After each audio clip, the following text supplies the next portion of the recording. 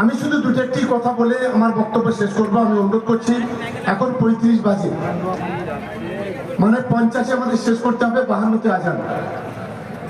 আমি শুধু গতকালকে একটা সভা দেখলাম, যত 2026-এ নির্বাচন আসছে, এই নির্বাচনকে সামনে রেখে আবার বিভিন্ন সংগঠনের নাম করে ফুরপুরা শরীফ থেকে 2-1 জন আসছেন, এসে সরকারের বিরুদ্ধে, তৃণমূল কংগ্রেসের বিরুদ্ধে আবার অনেক কথা বলছেন।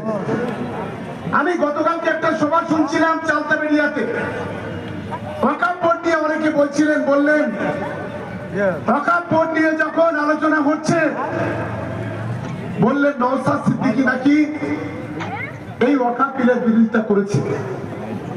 আমি আজকে এখানে যদি কোনো আইএসএফ এর বন্ধুরা থাকেন, যারা একটু শিক্ষিত, গাঁজাখোরের নয়, খৈনিখোর নয়, যারা একটু বোঝেন, আমি তাদের বলি, ভারতবর্ষে যখন বিজেপি সরকার যখন সংসদে প্রথম ওয়াকফ বিল নিয়ে আসলো, প্রথম বিরোধিতা করলেন মমতা বন্দ্যোপাধ্যায়, যারা সাংসদ আছে তারা,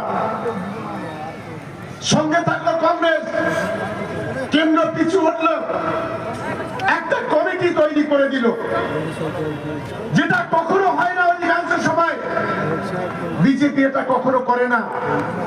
আর সারা ভারতবর্ষের মধ্যে একমাত্র বিধানসভা পশ্চিম বাংলা, যেখানে মমতা বন্দ্যোপাধ্যায়ের নেতৃত্বে আমরা বিধানসভায় রেজুলেশন নিয়ে আছি, দুদিন ধরে আলোচনা হয়। নওশাদ সিদ্দিকী 3 মিনিট টাইম পেয়েছিল, 3 মিনিটের মধ্যে 2.5 মিনিট বিজেপির হয়ে দালালি করেছে, আর হাফ মিনিট 30 সেকেন্ড ওয়াকফ বোর্ড সম্পর্কে, ওয়াকফ বিল সম্পর্কে বলেছে। আজকে লজ্জা করে না?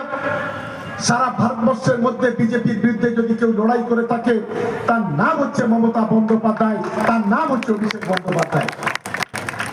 আজকের এখানে যখন আমরা আপনাদের আমন্ত্রণ জানিয়েছি সবার জন্য, তখন একজন ভুল ব্যাখ্যা দিচ্ছে,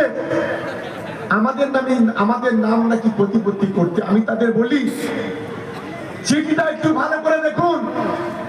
কেন্দ্র যখন বাংলা 10 কোটি মানুষের মুখের হাসি কেড়ে নিচ্ছে, মাথার উপর থেকে যখন ছাদ করে দিচ্ছে, যখন 100 দিনের কাজের টাকা বন্ধ করে দিচ্ছে, যখন গ্রামীণ রাস্তাঘাটের টাকা বন্ধ করে দিচ্ছে, যখন রাজনৈতিক প্রতিহিংসা চরিতার্থ করতে, যখন কেন্দ্র বাংলার গরিব মানুষের পেটে লাথি মারছে, ঠিক সেই সময় মমতা বন্দ্যোপাধ্যায় বাংলার অর্থ দিয়ে বাংলার 12 লক্ষ মানুষের তাদের মাথার উপর ছাপ তৈরি করে দিচ্ছে।